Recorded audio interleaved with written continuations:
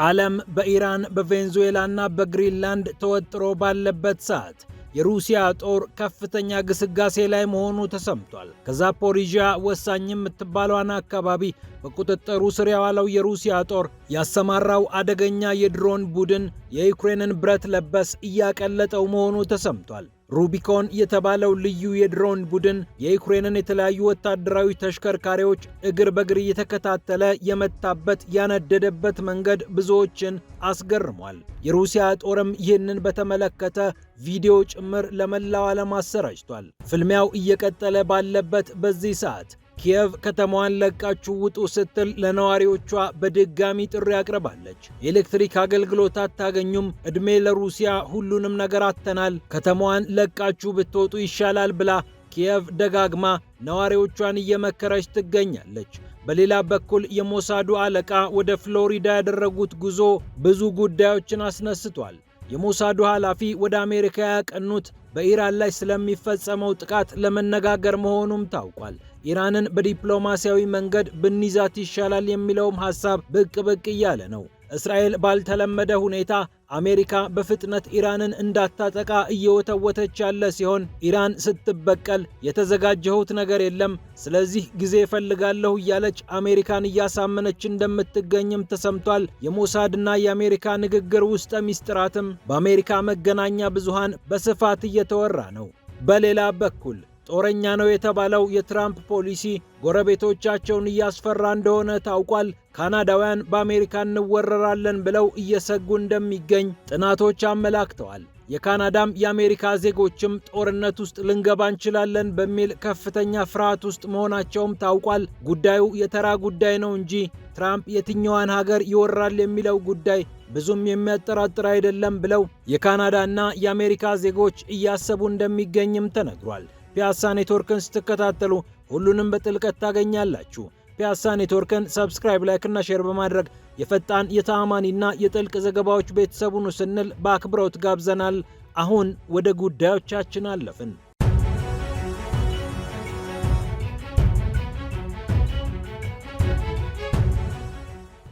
ሩቢኮን ይባላል። 2 ዓመት አልሞላውም ከተቋቋመ። በመከላከያ ሚኒስትሩ አንድሬ ቤሉሶቭ ትዕዛዝ የተቋቋመው ሩቢኮን የድሮን ቡድን የዩክሬንን ወታደራዊ ተሽከርካሪዎች እየተከታተለ እያጋየ እንደሚገኝ ታውቋል። አሉኝ የምትላቸውንና ኪየቭ የታጠቀቻቸውን የጦር ተሽከርካሪዎች ነው ሩቢኮን እያወደመ የሚገኘው። የሩሲያ ጦርም እነዚህን ውድመቶች የሚያሳይ ቪዲዮ ለቆ ዓለም ጉድ እያለ ይገኛል። ልዩ የተራቀቀ የሮቦት ስርዓትና የአርቲፊሻል ኢንተለጀንስ ቴክኖሎጂ የተገጠመላቸው የሩሲያ ድሮኖች በሩቢኮን ቡድን አማካኝነት እየተመሩ የኪየቭን ጦር እያፈረሱት እንደሚገኙም ተሰምቷል። በተለይ ክራስኒ ሊማን በተባለችው ስፍራ የሩሲያና የዩክሬን ጦር ባደረጉት ፍልሚያ ሩቢኮን ወሳኝ ሚና መጫወቱን የሩሲያ የመከላከያ ሚኒስቴር ሪፖርት አስረድቷል።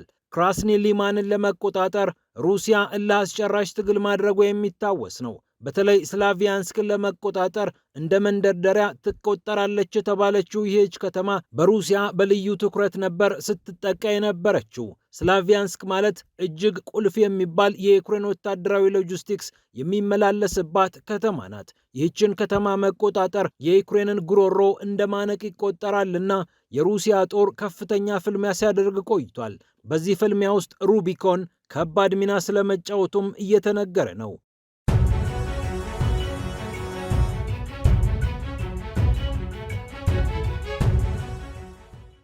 ይህ እንደተጠበቀ ሆኖ የሩሲያ ጦር በዝምታ ዩክሬንን እየመታ ይገኛል። ዓለም በኢራን በቬንዙዌላና በግሪንላንድ ጉዳይ ሲወጠር የአሜሪካው ፕሬዝዳንት ዶናልድ ትራምፕ ከኔቶ አጋሮቻቸው ጋር እንኳን እየተወዛገቡ ባለበት በዚህ ሰዓት የሩሲያ ጦር በዛፖሪዥያ የምትገኘውን ፕሪሉኪን በቁጥጥር ስር ማዋሉ በሩሲያ የመከላከያ ሚኒስቴር ተገልጿል። ፕሪሉኪ ወሳኝ ከሚባሉ ስፍራዎች መካከል አንዷ እንደሆነች ታውቋል።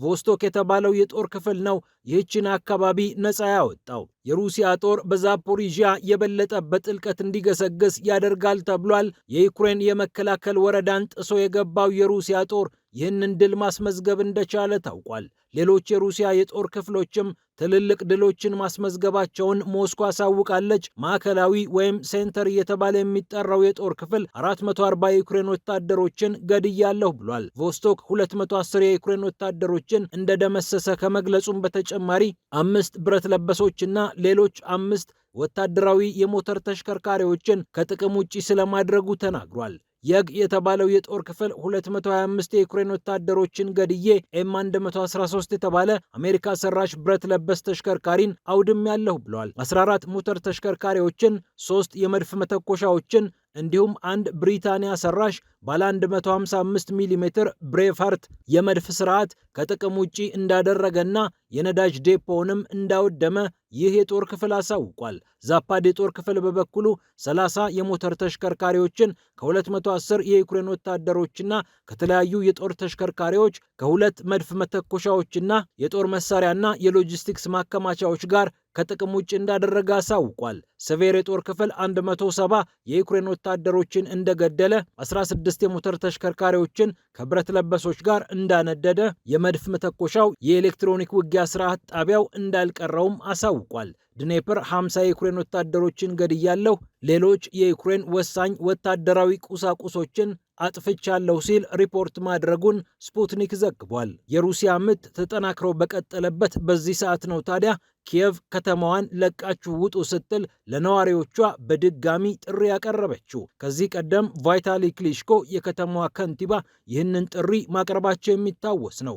በተለይ አቅም ያላችሁና በሌሎች አካባቢዎች ሄዳችሁ መኖር የምትችሉ ሰዎች እባካችሁ ከተማዋን ለመልቀቅ ዝግጁ ሁኑ ብለው ጥሪ ማቅረባቸው የሚታወስ ነው። አሁንም ብቅ ብለው ከተማዋ እኮ ኤሌክትሪክ እያገኘች አይደለችም፣ የኤሌክትሪክ ቀውስ ውስጥ ነን፣ ቅዝቃዜው በርትቷል፣ ማሞቂያዎች እየሰሩ አይደለም፣ እባካችሁ ለቃችሁ ውጡ፣ የኤሌክትሪክ ቀውስ አጋጥሞናል እኮ በማለት የከተማዋን ነዋሪዎች ተማጽነዋል። በ6000 አፓርታማዎች ማሞቂያዎች እየሰሩ አይደለም፣ ሌሊት ደግሞ ቅዝቃዜው ኔጌቲቭ 17 ይደርሳል፣ ስለዚህ እባካችሁ ውጡ ብለዋል ክሊሽኮ ሌላ የጨመሩት ነገር በቀን ውስጥ 20 ሰዓታት ያህል ከኤሌክትሪክ አገልግሎት ውጭ የሆኑት አንዳንድ የኪየቭ አካባቢዎች ለነዋሪዎች ፍጹም ምቹ አለመሆናቸውን አሳውቀዋል።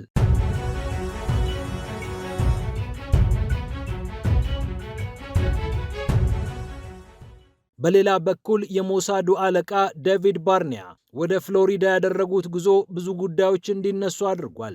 የሞሳድ የስለላ ድርጅት ኃላፊ የሆኑት ዴቪድ ባርኒያ ከስቲቭ ዊትኮፍ እና ከተለያዩ የአሜሪካ ባለስልጣናት ጋር ለመነጋገር ነው ወደ ፍሎሪዳ ያቀኑት። አክሲዮስ እንደዘገበው ይህ ጉዞ ኢራንን የተመለከተ ነው። ኢራንን በምናጠቃበት ሰዓት ምን አይነት ስልት መከተል አለብን፣ ጥቃቱስ መቼ መፈጸም አለበት የሚለው ጉዳይ በእስራኤልና በአሜሪካ ዘንድ ሙግት እንደፈጠረ ታውቋል።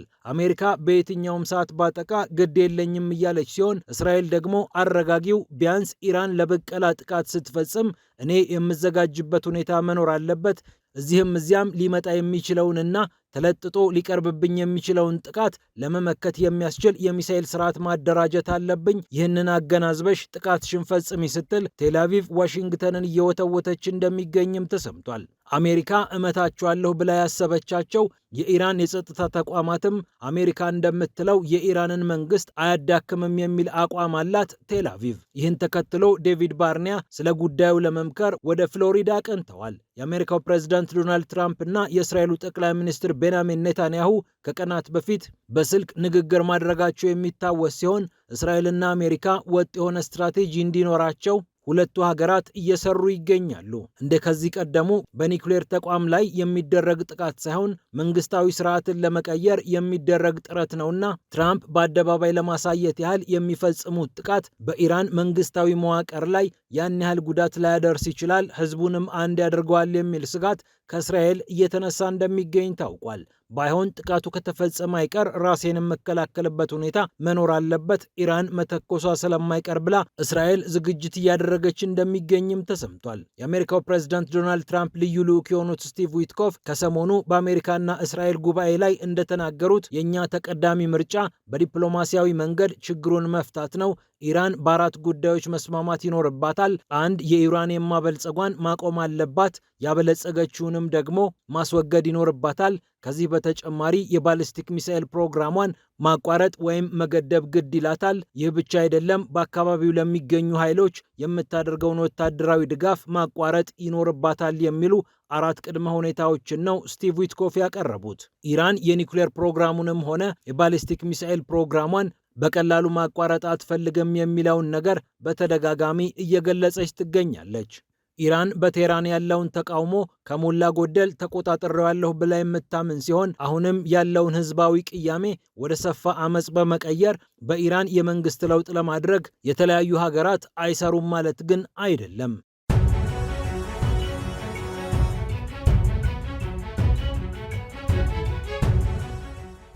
በመጨረሻም ከሶስቱ ካናዳውያን አንዱ በአሜሪካ ልንወረር እንችላለን ብሎ እንደሚያስብ አንድ የጥናት ተቋም ያወጣው ሪፖርት አመላክቷል። የካናዳ ሰው ልንወረር እንችላለን ብሎ እያሰበ የሚገኘው የአሜሪካው ፕሬዝዳንት ዶናልድ ትራምፕ በቬንዙዌላ የወሰዱት ወታደራዊ እርምጃ በየትኛውም ሀገር ሊደገም የሚችል ነው የሚል እምነት በብዙዎች በመያዙ ነው ተብሏል። ሌገር የተባለው ተቋም 1540 በሚሆኑ ካናዳውያንና 1011 በሚሆኑ የአሜሪካ ዜጎች ላይ ነው ጥናቱን የሰራው። 31 በመቶ የሚሆኑት የካናዳ ዜጎች የአሜሪካ ወረራ አይቀርም ባይ ናቸው። 55 በመቶዎቹ ደግሞ ግሪንላንድ ቀጣይ የትራምፕ ሰለባ እንደምትሆን እርግጠኛ ነን ብለዋል። ከአምስቱ አሜሪካውያን አንዱ ደግሞ በሁለቱ ሀገራት መካከል ጦርነት መኖሩ አይቀርም እያለ ይገኛል፣ ከካናዳ ጋር ማለት ነው። ለጥያቄው ምላሽ የሰጡ 51 በመቶ የሚሆኑ ካናዳውያንና አሜሪካውያን ኩባ ልትወረር ትችላለች ሲሉ፣ 47 በመቶዎቹ ደግሞ ፓናማ ቀጣይ የትራምፕ ተወራሪ ናት ብለዋል። 36 በመቶዎቹ የሚሆኑት በበኩላቸው አሜሪካ በኢራን ላይ ጣልቃ ልትገባ ትችላለች ብለዋል። ከጊዜ ወደ ጊዜ የካናዳ መንግስትና ሕዝብ አሜሪካን እየተጠራጠረ ከአሜሪካ ጋር ያለው ግንኙነት እየሻከረ መምጣቱ አይቀርም ብሎ እያሰበ ይገኛል። ለዚህም ይመስላል የካናዳው ጠቅላይ ሚኒስትር ማርክ ካርኒ ወደ ቤጂንግ ተጉዘው ከቤጂንግ ጋር የተለያዩ ስምምነቶችን የተፈራረሙት። ሁለቱ ሀገራት በአሜሪካ የቀረጥ ፖሊሲ ተቀጥተናል ብለው ስለሚያምኑ አንዳቸው ላይ የጣሉትን ቀረጥ በማንሳት ወይም በመቀነስ አብረው ለመስራት ዝግጁ መሆናቸውን አረጋግጠዋል። የዓለም ፖለቲካ እየተቀየረ ባለበት የኃይል አሰላለፉም ጉራማይሌ እየሆነበት በሚገኝበት በዚህ ሰዓት ካናዳ ከአሜሪካ ሸርተት ብላ ጭራሽ ወደ ቻይና ፊቷን ማዞሯ በቅርብ ጊዜ ውስጥ ይሆናል ተብሎ የሚጠበቅ ክስተት አልነበረም። ፒያሳ ኔትወርክን ስትከታተሉ ስለቆያችሁ ክብረት ይስጥልን ብለናል። ፒያሳ ኔትወርክን ሰብስክራይብ፣ ላይክና ሼር በማድረግ የፈጣን የተአማኒና የጥልቅ ዘገባዎች ቤተሰብ ሁኑ ስንል በአክብሮት ጋብዘናል። ሰላም ለዓለማችን።